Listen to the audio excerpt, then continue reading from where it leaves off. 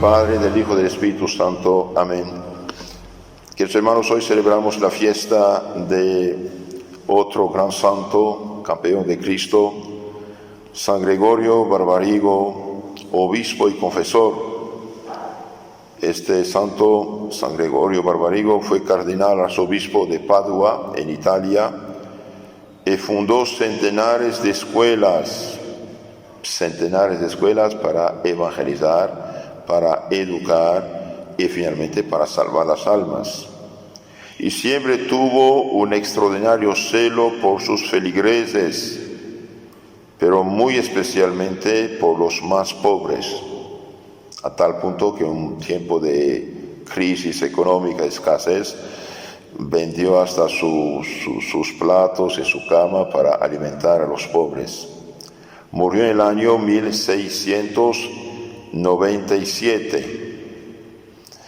Queridos hermanos, hoy quiero decirles unas palabras acerca de la importancia del sacerdocio cristiano, del sacerdocio católico. Podemos con toda verdad afirmar que el benefactor número uno de la humanidad desde que Cristo vino es la Iglesia Católica con sus sacerdotes. Ustedes saben que los obispos son sacerdotes, pero son los sacerdotes mayores que tienen la plenitud del sacerdocio. Ellos solos pueden hacer otro obispo u otro sacerdote. Los demás sacerdotes son sus ayudantes auxiliares. Veamos ahora unas reflexiones de la Sagrada Biblia y de los santos acerca de la obligación de trabajar por la salvación de las almas. Los sacerdotes tienen la obligación, como hizo el santo de hoy, y muchos otros, San Juan Bosco, San Ignacio de Loyola, Santo Cura de Ars, Santo Padre Pío, San Francisco Javier, y miles y miles otros que han trabajado para evangelizar, para civilizar, para eliminar los vicios y pecados y implantar en los corazones la virtud. La virtud es hacer el bien, y haciendo el bien llega la paz y confort entre los pueblos. Entonces veamos unas citas de los santos y de la Biblia acerca de la obligación de trabajar para la salvación de las almas. Y esto, de un cierto modo, se aplica también a todos los cristianos bautizados y confirmados. En primer lugar, a los sacerdotes, el Papa, obispos, sacerdotes, y también a todos los confirmados. Tienen que sacar algo provecho de lo que voy a decir. Es cosa, dice San Dionisio Areopagita, discípulo de San Pablo, es cosa eminentemente divina ser cooperador en la salvación de las almas. Colaborar a la salvación de las almas, educarlas, catequizarlas, formarlas, es algo divino. Entonces no hay cosa más grande que colaborar con Dios a salvar las almas. San Ambrosio dice que los sacerdotes son guías del rebaño de Jesucristo. Son guías, son pastores. Y bien, un guía lleva a destino. Los sacerdotes son guías del rebaño de Jesucristo.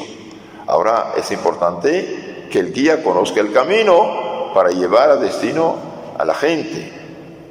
Si queréis practicar los deberes de verdadero sacerdote y obrar la salvación de las almas, sea esta salvación vuestro tesoro. Dice San Jerónimo, el traductor de la Biblia del hebreo, griego, arameo al latín. San Jerónimo dice: si queréis practicar los deberes de verdadero sacerdote y obrar la salvación de las almas, sea esta salvación vuestro tesoro. Entonces, el tesoro del sacerdote es colaborar a la salvación de las almas, asegurar la salvación de las almas. Según San Anselmo, deber es del sacerdote arrancar las almas al mundo perverso, pecador, y entregarlas en manos de Dios. Entonces, es un deber del sacerdote arrancar las almas al mundo pecador y entregarlas en manos de Dios. ¿Por qué? Bien, porque ¿para qué Cristo vino? ¿Para qué Cristo vino? Cristo vino para salvar a los hombres. dio su vida en la cruz por la salvación de los hombres. Y esta salvación, ¿a quién la confió? A los sacerdotes, mediante los apóstoles. Y los apóstoles desde el Jueves Santo fueron ordenados sacerdotes. Entonces, es muy bien dicho, es deber del sacerdote arrancar las almas al mundo perverso. ¿Cómo arrancarlas? Y bien diciéndoles la verdad, que el pecado separa de Dios y por lo tanto cierra la puerta del cielo. La conversión, el arrepentimiento, hace regresar a Dios.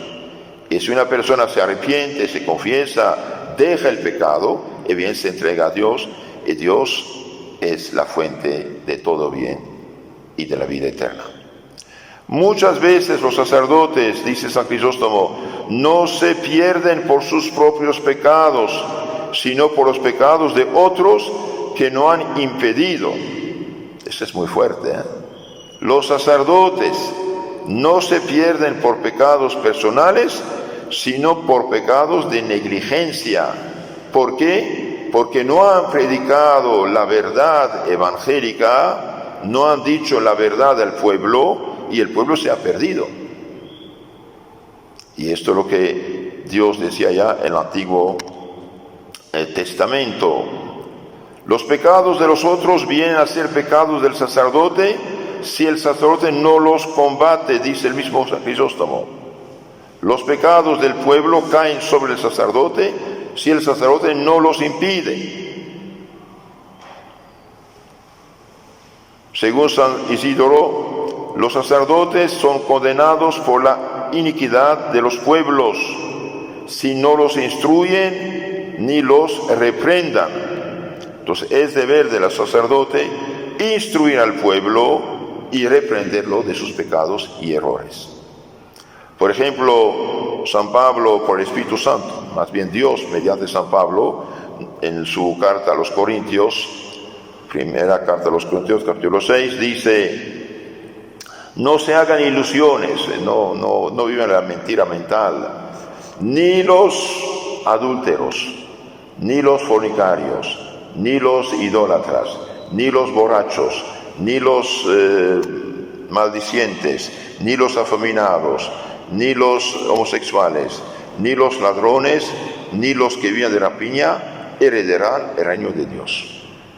Entonces es deber del sacerdote decir esas cosas. Los que viven en estos vicios y pecados, irán al infierno, salvo si se convierten.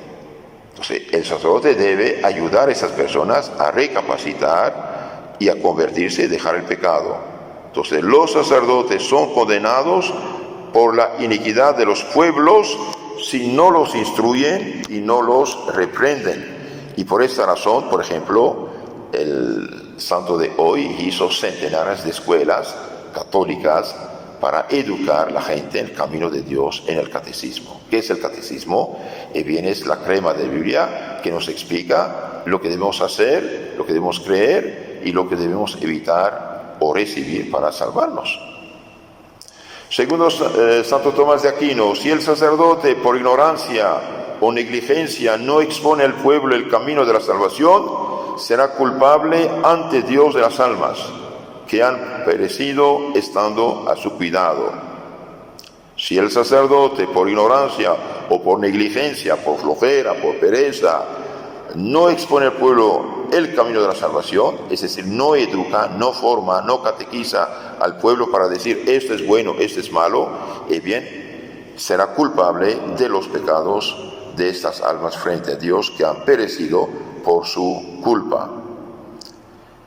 San Pablo dice a Timoteo, sacerdote, obispo: en cuanto a ti, vigila en todas las cosas de tu ministerio y no te niegues a ningún trabajo. Cumple el deber de evangelista, cumple también todos los cargos de tu ministerio. Queridos hermanos, cuando llaman a un sacerdote, por ejemplo, para dar los santos óleos, no puede negarse. Al negarse peca, no tiene derecho. El derecho de la Iglesia dice tiene que auxiliar a los fieles. Los católicos tienen derecho a los santos sacramentos. Por ejemplo, en la peste actual, dejar meses y meses las iglesias cerradas, sin sacramento, sin confesión, sin comunión, sin prédica, sin misa, no es normal. No es normal. Claro que se tomen las precauciones adecuadas de higiene, esto es normal, necesario. Pero si se abren las tiendas, los bancos, no sé qué, ¿y por qué no abrir las iglesias? ¿Cuál es el problema? Se tomarán las precauciones necesarias, ese punto. Iglesias grandes que pueden contener centenares de personas, que pongan 2 personas por banca, grandes bancas, y hay más de 1 metro de distancia entre ellos. Entonces aquí dice el santo, si el sacerdote por negligencia no expone la doctrina al pueblo, el pueblo se perderá, pero Dios pedirá cuenta al sacerdote. Entre todas las perfecciones más divinas, la más grande es ser cooperador para conducir las almas al que las ha creado, dice el mismo San Dionisio. Dadnos pan, dicen los pueblos a los pastores o párrocos. ¿Por qué? Pues nos dejarás morir delante de tus ojos. Nuestra salvación está en vuestras manos. Parafrasando el Génesis 47:15, dadnos pan, decían los egipcios a José durante la hambruna. Y bien, dadnos pan, dicen los pueblos a los sacerdotes, a los obispos. ¿Cómo puede decirse católico un obispo que ordena cerrar las iglesias y castiga a los sacerdotes que hacen algo del ministerio? Estos ya no son católicos. Ahora pues, hermanos míos, dijo Judith, puesto que sois los sacerdotes en el pueblo de Dios, y su alma depende de vosotros, alentad sus corazones con vuestras palabras. El sacerdote debe predicar la palabra de Dios al pueblo para alentarlo, para animarlo, para corregirlo o para frenarlo. Cuando una persona sabe que un solo pecado mortal abre la puerta del infierno eterno delante de sí, se hace un poco más cauta, ¿no? Si usted dice a un niño que no tome esta comida, es tóxica, vas a morir, tiene que reflexionar, ¿no? ¿Cuáles son los méritos que se adquieren trabajando por la salvación de las almas? Terminamos con eso, es muy interesante. Nada prueba mejor la fidelidad en el servicio de Dios, en el amor de Jesucristo, que trabajar para salvar a nuestros hermanos. Ese es el mayor acto de caridad. Entonces, el mayor acto de caridad es trabajar para salvar las almas de nuestros hermanos, arrancarlos al pecado, al error, al demonio, entregarlos a Dios. El mismo Dios no se ocupa más que en una obra, dice Clemente de Alejandría. ¿En qué se ocupa Dios ahora? En la obra de salvar, crear y salvar las almas. Nada es tan agradable a Dios, ni se toma por ello tanto cuidado como la salvación de las almas, dice San Juan Crisóstomo.